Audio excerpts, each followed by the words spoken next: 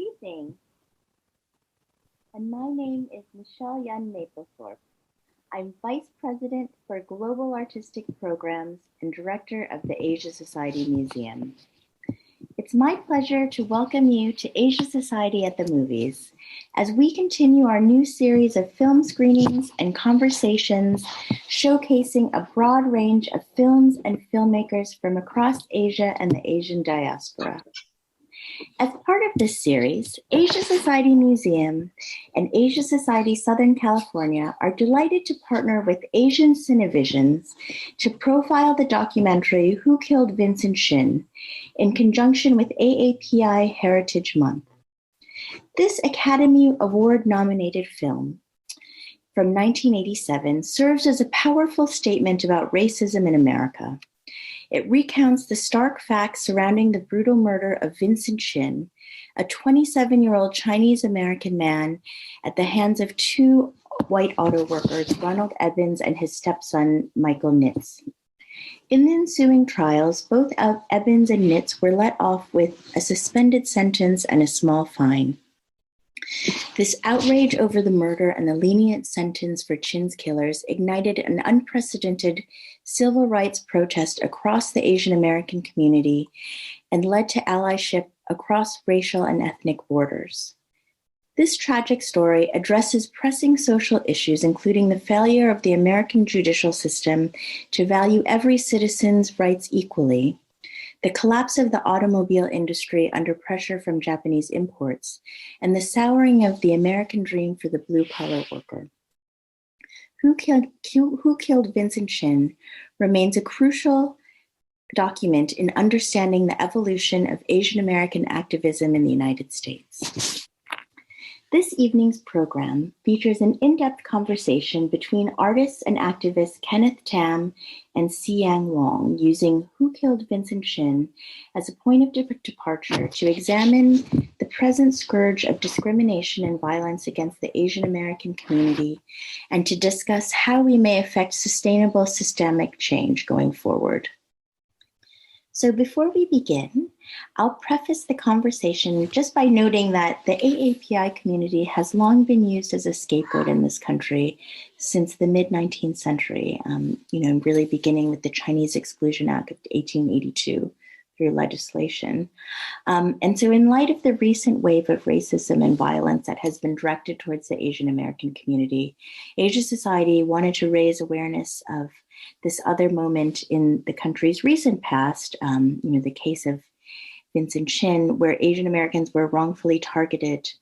And so, I really see this as a cautionary tale of how this moment, in the 80s that galvanized the Asian American community and engendered great allyship across disparate communities has largely been forgotten, and really want to take this opportunity to examine the present situation, discuss how we can learn from the past and to figure out how we can really affect sustainable change going forward. So please join me in welcoming Siyan and Ken to our conversation this evening. Thank you both for taking the time to speak with me tonight. I would really value from from both of your respective experiences as artists and as activists, to really think about this current moment where we are and what's going on with the Asian American community and, how we can maybe come up with some solutions or thinking about how we can affect real change going forward. So I guess, maybe just to use the documentary as a starting off point, if you could, from your respective experiences, just give a little bit of background on how you heard about the Vincent Chin case, and how it affected you in your lives, and if you find similarities to the circumstances, of that murder and where we are now. I mean, I think obviously there was a very particular moment, but I think, with the rise of the COVID-19 pandemic and Asians being used as scapegoats, I think there are certain parallels between, societal feelings towards the Asian American community. So Ken, do you want to start off? Sure. Thank you, Michelle, for this invitation to speak. And I guess trying to remember when exactly the story, the murder of Vincent Chin, first appeared to me.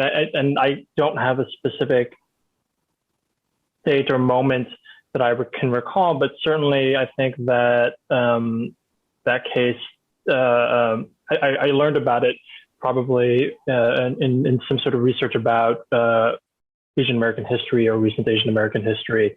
And I think when I did read about it for the first time, it was obviously horrific and, a really shocking moment to read about. It happened in 1982, actually the year that I was born. So there was that particular resonance, something that certainly, my parents obviously never talked about and perhaps were not even aware of. So it's a history that was quite significant in the moment that it happened, but perhaps, a lot of people may not even know about it, especially recent immigrants. So I think, there is that sort of a knowledge gap. But yeah, learning about it was a really difficult thing to sort of understand and unpack. And I think in terms of how it compares to our present situation, while I think there are many similarities, certainly in terms of the response and the sort of coalitional response that Asian Americans have, been coming together and organizing in the past year. Similarly in the response to the Vincent Chin case, I think there are also a number of significant differences between what happened to him and what's happening to the Asian American community at large right now. In that instance, it was very clear who the perpetrators were. Today, it's not so clear, right? It seems to be happening everywhere simultaneously. The victims are also a bit different. Vincent Chin was a Chinese American male auto worker. So perhaps the racial animus was also tied to an economic disenfranchisement. But today, it's certainly COVID and political speech has activated it, but it seems to be perhaps much larger than that. Also, the kinds of people that are being targeted today, you see that it's a lot of the attacks are, while everyone is experiencing them, the most horrific ones seem to be towards the elderly and elderly women. So there is, perhaps the more vulnerable members of our community are the ones that are the most susceptible right now. So it adds a different degree of fear, even terror that is constant, right? There's already so many things that we're worried about and fearful of right now, but this just adds another layer to that sort of constant sense of threat, let's say. So, I don't want to go too much longer, but I think those are the main differences that I see right now between what happened almost 40 years ago and what's happening today. Sure. Thank you, Ken. And I want to definitely circle back to some of the points that you raised. But I'd love to hear your thoughts, Siyan, about, how you first experienced the story and how it affected you and, your maybe some contextualizing thoughts about the case as it pertains to the present moment. Thank you for having me. I actually first came across this documentary when I was in college. And it was just pure accidents. It wasn't because I was taking a class. I was on the floor as a resident assistant, and I wanted to show a film to the residents on the floor, and we can all enjoy and talk about it. So I thought I would just go into the history of Asian Americans or Black history or whatnot. And I just came across this movie and I showed it. And it was not what I expected. It was a shock. And it was actually that documentary that made me realize I need to learn what it means to be someone who looked like me in America. Going to college, I identify myself as Chinese and immigrant at best, right? And that I was American because I was growing up and learning, educating in the US. But after watching the movie, I wanted to understand what it means to be Asian American. Because I think it is Vincent Chin's killing is one of those real life events that wake you up to take a hot look at the society that you actually live in and not the one that you think you live in. Growing up as children in school, we all learn, we all have a right to life, liberty, and pursuit of happiness and justice for all. And it's not something as children that we're not taught. I mean, that's just what's taught in school. And even my children now, they are taught that, right? And I'm no exception. And that case really changed the way I begin to see what justice is. And that was before I decided I should go to law school. And I thank the filmmaker, Christine Choi and Renee Tajima Pina, the directors of Who Killed Vincent Chin, for naming the film Who Killed Vincent Chin, because we know that, yes, it was two men, white male, who decided to just, it wasn't a ball fight the way it was described. If we look at the facts, there was a fight, but Evans and his stepson actually chased after Vincent Chin from the bar to the streets, couldn't get him on the streets, got back into their car and chased him all the way to McDonald's. And it was there that they were able to corner him, got the baseball bat out, and did what they did.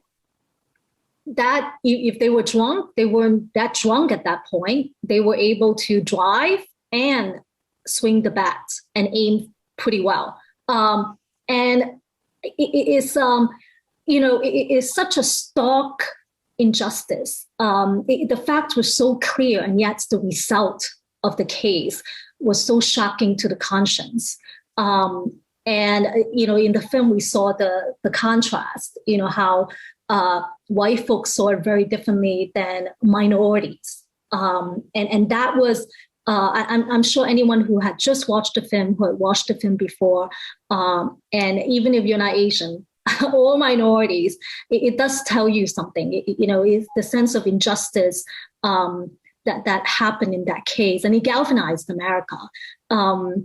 So I think that now looking at it as a lawyer, after 21 years of litigating and watching it again, it lends to, show why at the time, the Asian community needed to argue that this was a hate crime. First, they had to do it because, there's no second jeopardy, right? You can't try the same person for the same crime twice. So they had to, look at another statute and another system, and they went to the federal system, and they have to argue that this was a hate crime. I hope that's not surprising, and had Vincent Chin not been Asian, I wonder, and I think we can all wonder, whether or not the same result would have happened. I think the answer was no. And that's why the community felt the need to take it further. Had there been justice, I don't think Vincent Chin's mother would have gone through the pain to go all the way, to live her last days trying to fight for justice. Had the man been sentenced correctly and not 3 months, I don't think the Asian community would have been that angry. I don't think that it would have awakened the community that much. And I think, Vincent Chin's case shows us that it's a reminder of the similar injustice that the African American community is facing, and many minorities. And there's the Vincent Chin's case that is so stark. And then, there's the George Floyd that is so stark. And thanks to the videos that we have today, it's recorded and it's the facts are the facts. People see with their own eyes. And I think that probably there was a lot more anti-Asian violence back in the 80s when the American automakers simply could not compete with the Japanese automakers, and it was devastating, right? In the U.S., education really wasn't so diverse in learning about different people coming from different places, and many people were angry. They're losing their livelihood, right? And it's very easy to blame. It's very easy to take it out on other people. And we see the same thing today, the scapegoating that goes on. The pandemic is blamed on Asians, and all of a sudden all Asians are now Chinese for some reason. And that itself should be shocking. That people don't draw a distinction between Chinese, Korean, Japanese, Vietnamese, Malaysian, Indonesian. The world is very big. And yet, in America, racism had reduced the diversity of people and their backgrounds and their culture to just reducing it to very small. So I think that the scapegoating tells Americans more about Americans than anything else, and I think that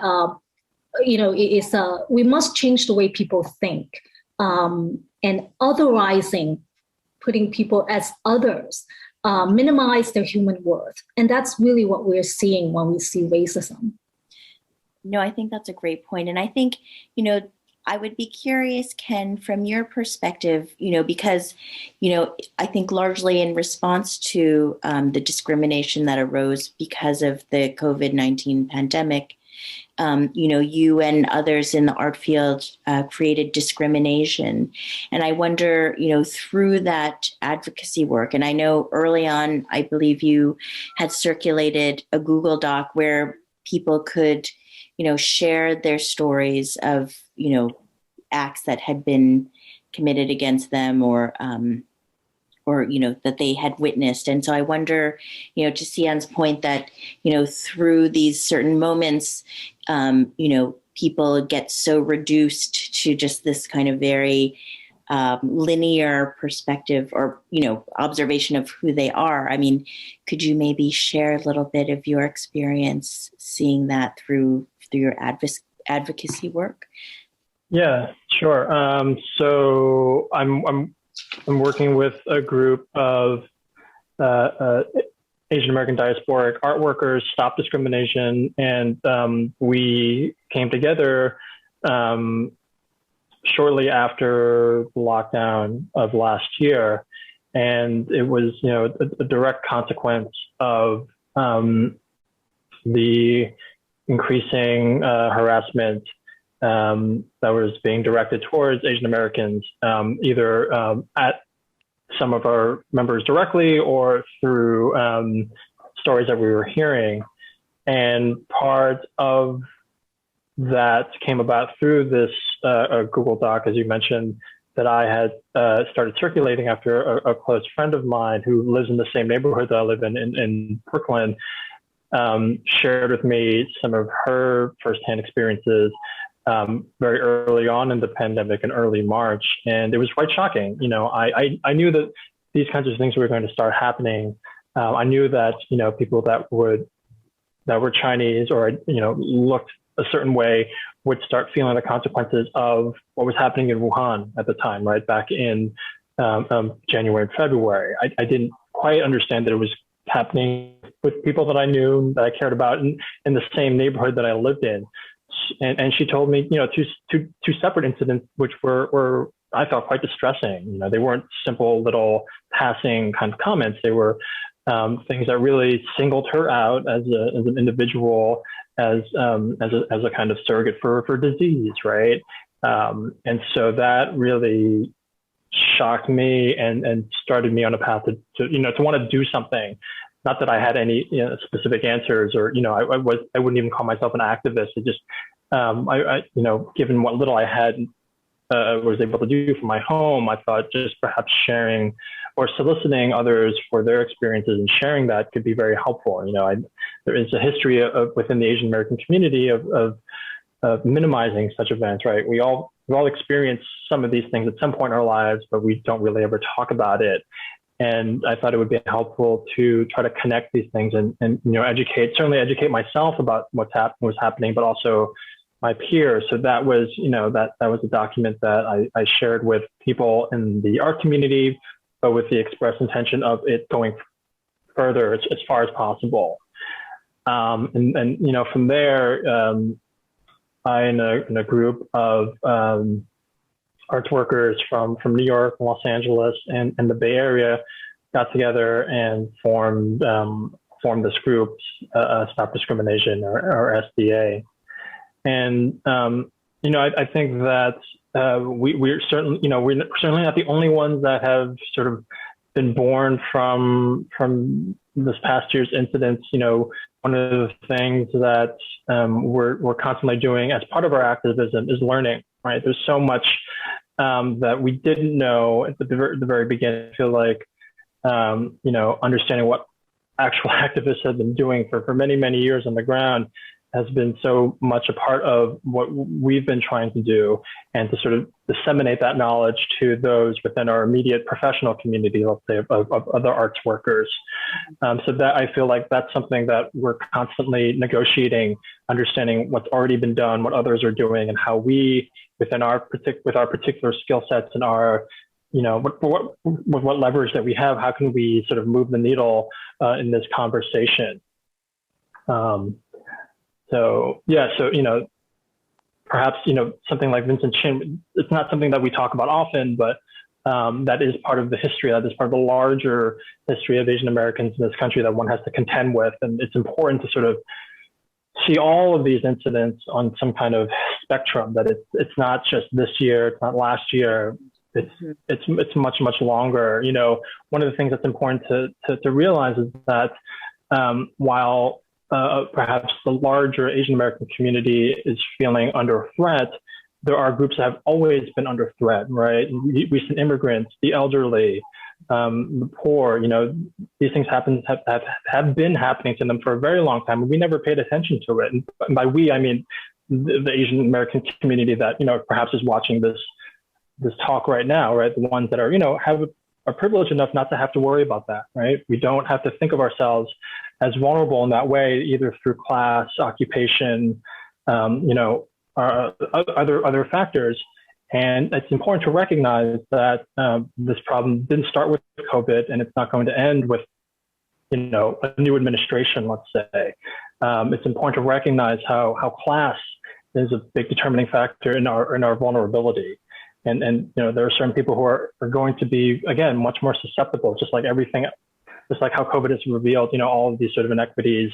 It's also true of the sort of anti-Asian American harassment, that certain groups are going to be much more susceptible. And it's important to recognize that in our activism. Mm-hmm. And how do you see, because I wholeheartedly agree that it's so much more nuanced, I think, and that there certainly are more vulnerable communities within the Asian American community. I mean, and I guess for both of you, do you have thoughts about how we can better advocate or protect those more vulnerable communities, either whether the elderly or those who are, kind of in the lower,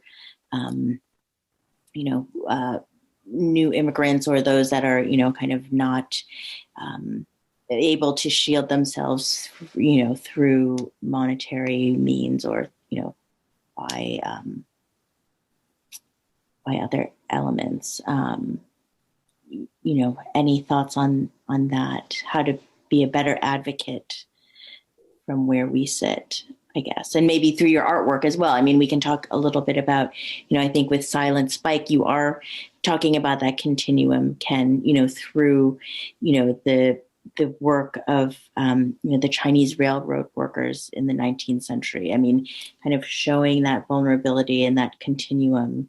And so, if you want to I mean, it's complicated, even this term of Asian American, I feel like is a very coalitional identity, right? It doesn't necessarily map onto very clear boundaries in terms of identity. And so even that, because of that, I think that very often we think that, what happens to one group may not matter to another, right? Within larger Asian America, or what happens in one part of history is not relevant to the present.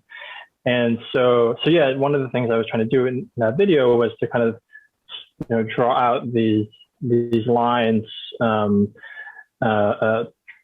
make some of these connections, and not to say that, every Asian American person needs to, or the struggles that Asian Americans are facing now are the same as what happened 150 years ago with recent, immigrant laborers. But there is something to be learned and to kind of understanding that these struggles are ever present.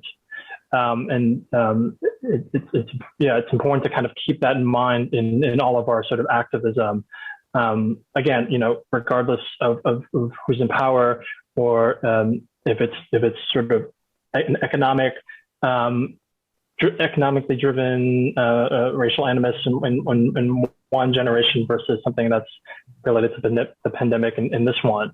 In answer to your question about how one could protect protect these more vulnerable populations, I think, there are a lot of grassroots organizations that are doing that kind of work. I mean, I think that's something to be really important and mindful of, and, especially since, another distinction between what happened with Vincent Chin and what's happening today is that these crimes, these attacks are happening within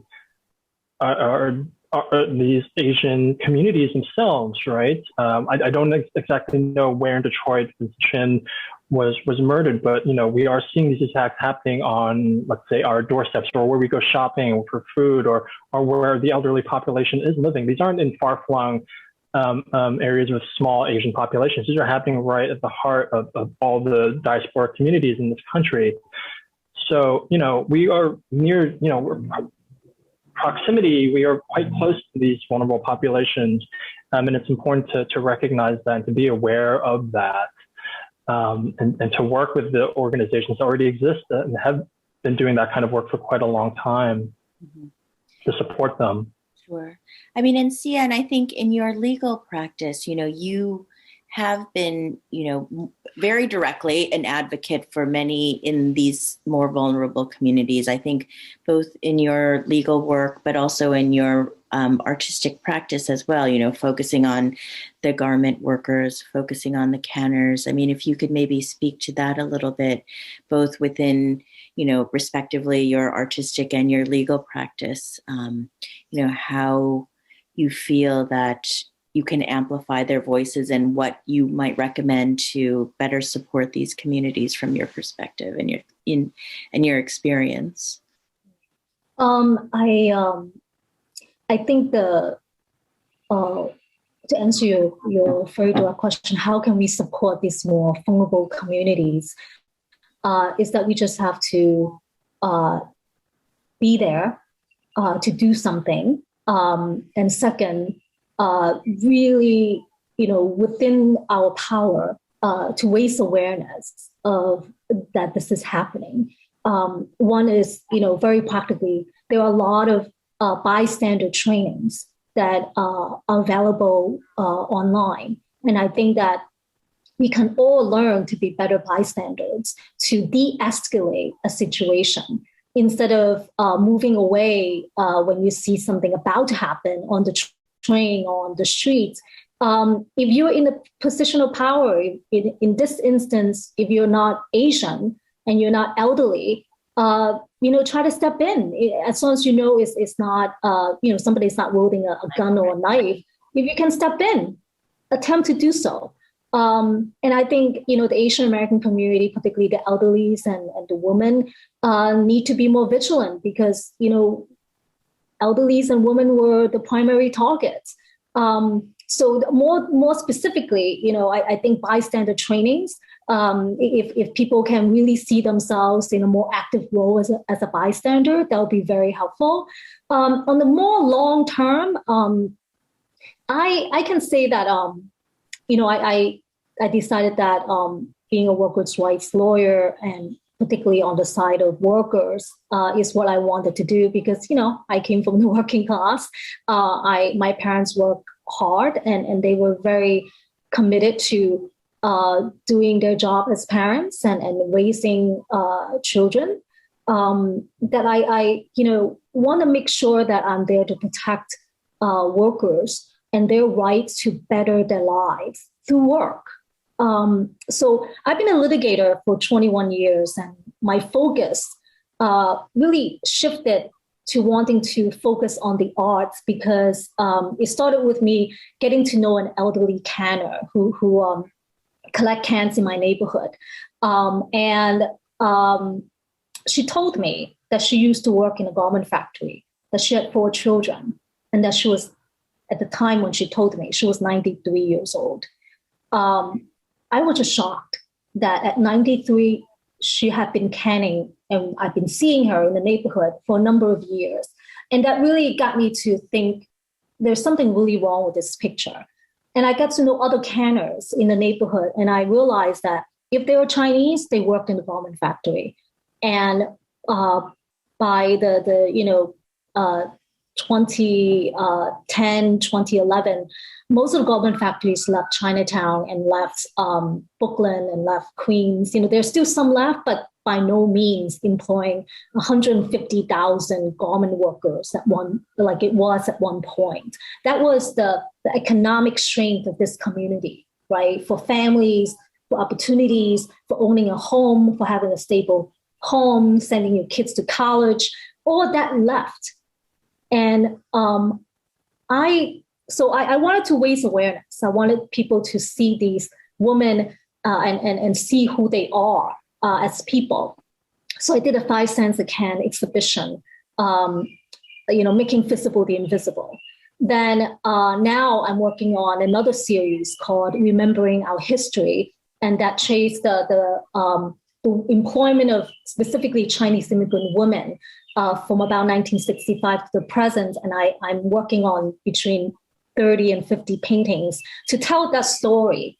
Because I think that when people are aware of the human spirit, the perseverance of hard work, long hours, and then the resilience of these women to continue to work and survive and be a part of society the best that they can, I think people will hopefully realize one, my generation, children of that older generation, we want to really explore political power and what it means for immigrants. And we also want to understand injustice now that we have the power to do something about it. And that there's nothing more rewarding than to see that as humans that we treat each other fairly. And I think that for me, because the Asian American story is so absent, particularly I think in paintings from the art world still. There are many artists, including Kenneth and many others, but I think it's still lacking. I think and the immigrant stories that I'm interested in about elderlies and women, that story is missing in the arts, and my goal is to share their story because if it's not recorded, it never happened. And I'm really inspired by the perseverance and the kindness in this woman.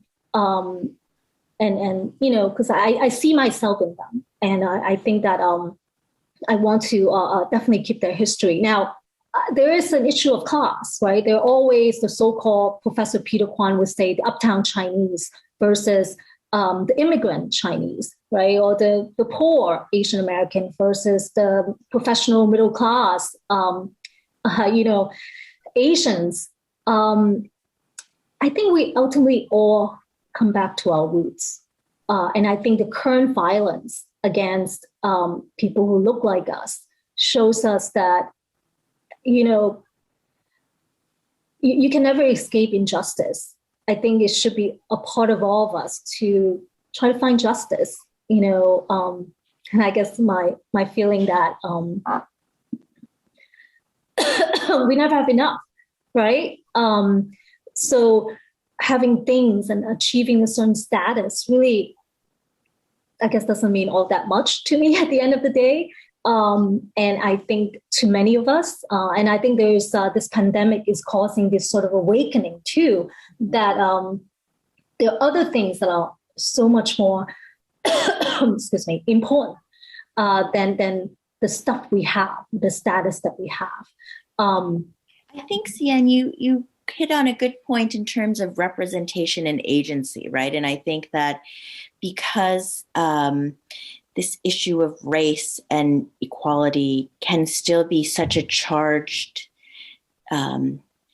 point. And I think sometimes, as we've seen in other instances, like people have become very siloed and kind of talking within their own bubble. And I think that art is a really powerful and visceral way to kind of allow representation and agency, but also to really convey issues of injustice or to convey, points of view that maybe people would be more accepting than if somebody had a direct conversation. And I wonder for both of you, maybe we can go back to you for a moment, Ken, in terms of, you had a very kind of deep and I think broad dialogue with the arts community. And I wonder if people's practices and the way that they felt that they could express what they were feeling and what people were going through, you included, evolved over the past year, through this kind of more sustained experience of discrimination or injustice. And I wonder if you see real differences in the way that, those in the Asian American community are expressing these ideas through their artistic practices? That's an interesting question. I mean, within, I don't know if there's necessarily like artists making artwork, in response to this, in response to, the past year's incidents.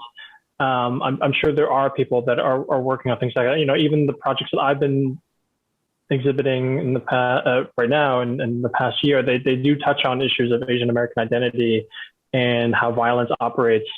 But these were things I was thinking about, years ago, the pre-pandemic. But I think that goes to show that, maybe the kind of artistic production that you're talking about that addresses these issues have been doing so for longer, or again, like looking at this through a wider lens. And, perhaps it's important to kind of revisit those artists and see, what their production in the past can teach us, today. I know that for Stop Discrimination, a lot of our advocacy, while we do try to promote, use the language of visual art to talk about these attacks, we're also very interested in advocating for arts workers working, within various institutions, let's say, and giving them a voice. We've been hearing through our advocacy how often they become marginalized, and not necessarily victims or targets of outright racism, but there are certain things that happen within these institutional models that also need to be addressed, that are longstanding, that perhaps are not direct consequences of the pandemic, but certainly tie into larger histories of anti-Asian racism, perhaps in much more subtle ways, right?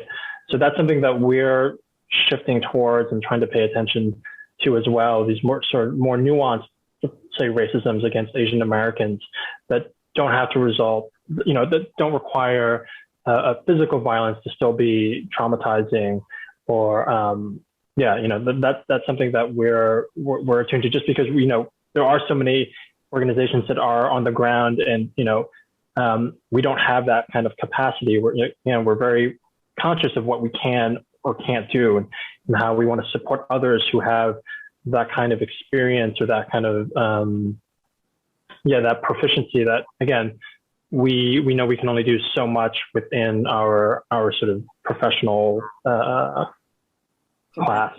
Mm-hmm. Yeah, capacity. And I guess then that brings the issue of allyship, right? I mean, and I think you're very right, Ken, that I think people are really, the scales are coming off of their eyes and they're seeing what the issues are. And I think it's become more prevalent because of the volume and kind of the severity of maybe the acts that are being committed against Asian Americans, but it's certainly not isolated to this particular moment.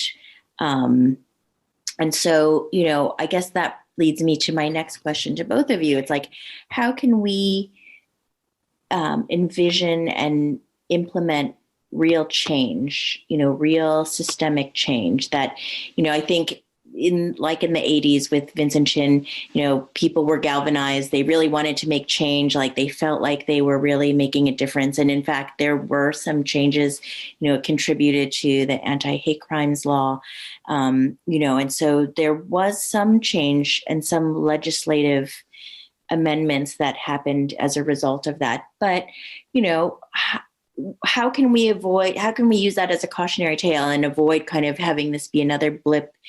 And, everybody is very fired up now, but then, when the next issue comes or whatever, then people get tired, and then they lose momentum, and then, nothing really changes. How do we move past that, I guess? What would your recommendations be, or how do you see that we can really make change for the better? I'll take a stab at that. I think a systemic problem requires a systemic solution. And I think what you're talking about is, obviously, racism is long and deep in this country. And it's going to take more than one day, a week, or a year for that to change. It has taken the African American community for so many years, and they're still trying to make change. And we can certainly, as the Asian American community, continue to learn from their activism. And I think that some of the things that we can do, first as artists, we can sustain this conversation by creating art that continue to help people learn about how, get to know Asian Americans, who we are, our issues, our American experience, and to always see ourselves as Americans, because we are American. I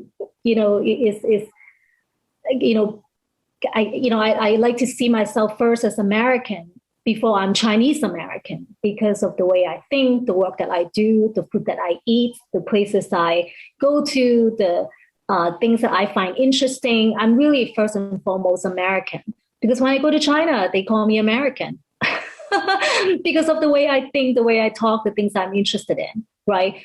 So that's I think as artists, that's something that we can do. So I started the Asian American Portraits Project, where I'm just painting Asian Americans of all different walks of life.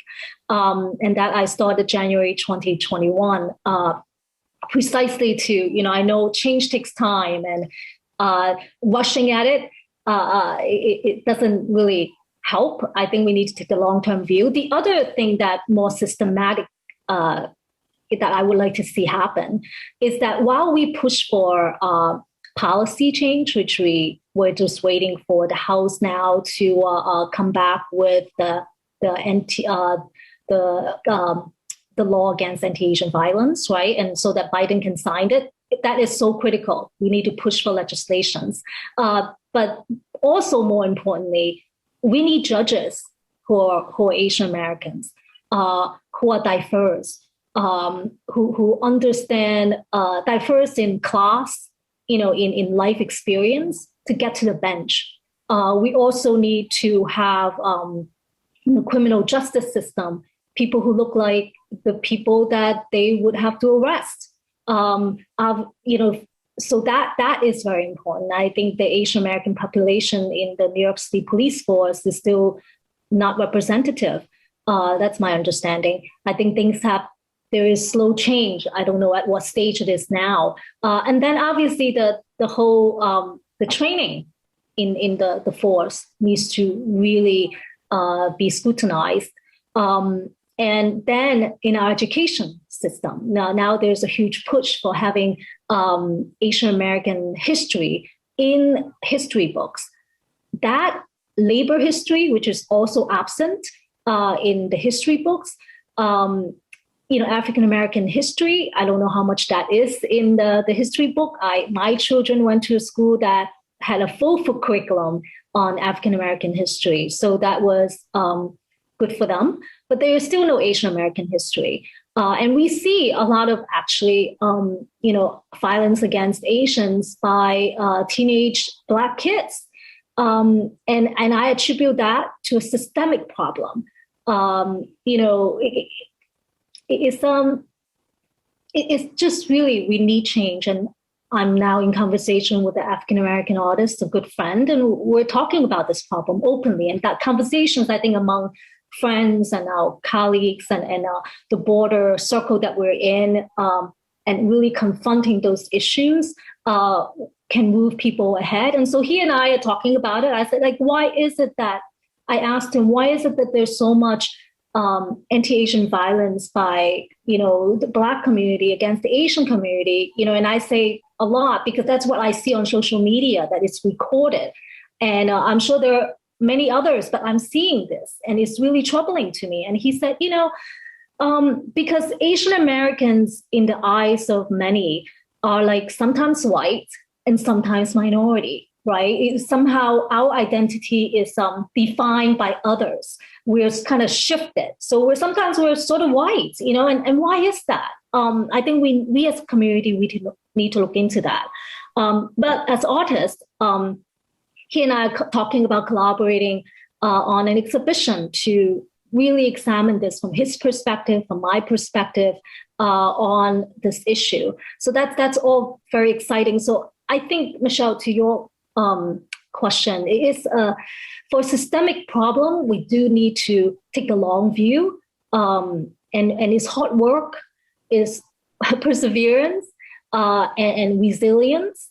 And a crisis presents an opportunity. And I hope that, I think that's what art can do to sustain this conversation, to inspire this, like you said, art is a space that is not confrontational. It could be, you could look at a painting, you could look at an installation, a film, and really absorb it at the weight that you need to process what needs to, change in the way you think. So I think that as artists, we can do that. And as Asian Americans, we can help push for policy changes that will really result in long-term systemic change, not just for Asian Americans, but for all people. Because, if there's no justice for one, there's no justice for all. Mm-hmm. Mm-hmm. No, very well said. And I guess, Ken, from your perspective, you mentioning, that there needs to be systemic change within arts and through, kind of the art structure. I mean, do you have any recommendations in terms of, how we can champion, younger professionals? I think from my perspective and your perspective of as those who are more established in the arts, how can we champion this younger generation and kind of assure that there is broader representation in the field, both for artists and for arts professionals, that we can, amplify our voice? Yeah, I mean, so I think that there is definitely a lot within the arts field that can be done. Like you said, I think curators or other people in positions of power should understand how they can wield their power to have particular kinds of conversations, right?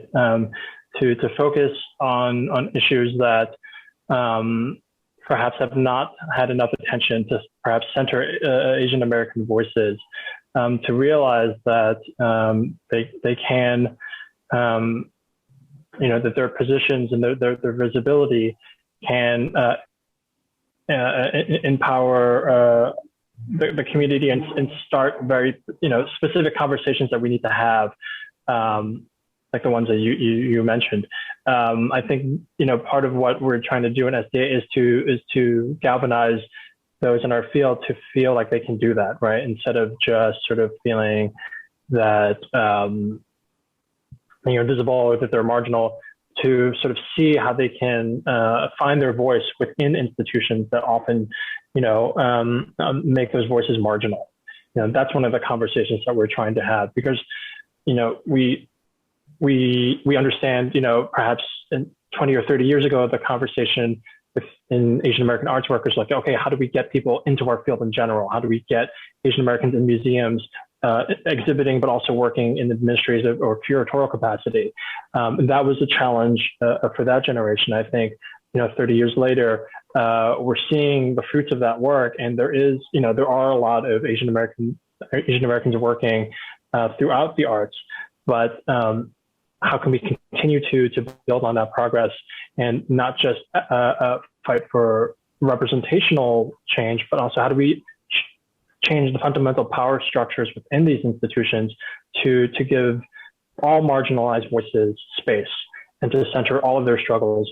Because so much, I think, what really needs to happen, and I agree with Siyan about easy solutions, part of the long-term things that we must do as an Asian American community is to build solidarity with all communities of color. And, I just want to push back a little bit about, working with the police. And I think that, for SDA and other perhaps more progressive groups, we're very sort of hesitant to, or downright opposed to increasing the involvement of the police and communities of color. We already know the sort of traumatic effect that's had in constantly. And so we don't want that to be a solution. I think we advocate for more grassroots solutions, talking to people, talking to other communities and building solidarities in that way versus inviting more, carceral or surveillance type activities. I think that's the future that we want to build in order to combat all forms of discrimination and violence based on race. No, thank you. Very well said. I mean, and very noble in its pursuits. I really want to thank both of you for your time. Our time to converse is quickly coming to an end, but I feel like we covered a lot of ground, and hopefully have come up with some recommendations for the way forward, to really be thoughtful and to be more empathetic, not just within kind of the nuances of the Asian American community, but beyond, and to really kind of form coalitions and meaningful relationships and dialogues with others. So I don't know if either of you have any parting thoughts that you want to share with the audience before we sign off, but I'll give you the floor. I agree with Ken that, our current police state is very problematic, including, the support for all these jails. I think the investment of our money is in the wrong direction. It will only perpetuate a systemic racist society if we continue to invest so much money in the police state and in jails, because it doesn't invest in the people who are growing up if people in the minority communities are growing up, or just the poor communities growing up looking at jails, that's where they'll end up. That's not inspirational. I think people demoralizing. Right, and I think that so I'm against the jails. I think that we in our generation we need to think creatively and responsibly in solving the problems that we have today. And I would prefer my tax dollars, and I think many would agree, to investing in our children rather than in jails. Opportunities not to go to jail, but to have a better life. So there's a lot of problems, and I think I agree with Ken that there are people who are working in this area. We need to provide support for them to further their work, because we don't want to lose our resources by creating something new when there are already people working in this area. So I agree with that. And I also want to say as a last point that we need to hold our own responsible when they don't act in the interest of our community and act in the interest of justice. And I think that is very important. That's not infighting, like some people say. That is really looking at ourselves as human beings first before we start going into this identity, So I would like all of us to think about that, in light of the Vincent Chin killing. Thank you, Siyan. Any last thoughts, Ken? Yeah, maybe I'll just say that, I encourage everyone to speak up about these issues. I didn't think I would be in this position a year and a half ago, but here I am. And, I just think that the more conversations we have, the better. I think that these are, there are some very complex and perhaps even difficult conversations we need to have, but I think it's important to have them and to kind of further that dialogue within our communities and in tandem with other ones.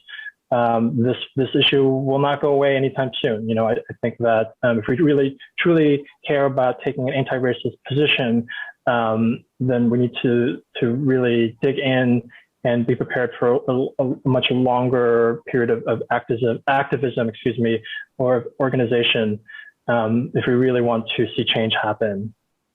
Great. No, thank you. I mean, thank you both for your generosity of time and for your thoughts. Both of your practices are so admirable. And I look forward to continuing our discussion together. And thank you so much for being here and sharing your heartfelt ideas and thoughts for the way forward. So thank you so much for joining me. I thank all of you who are out there tuning in for joining us. And please, as Ken and Siyan are saying, continue this conversation with your friends and your colleagues. We'll work together to bring a more equitable and just world. So wishing everybody a good night. And I'll see you again, hopefully soon at the movies at Asia Society. And thank you so much.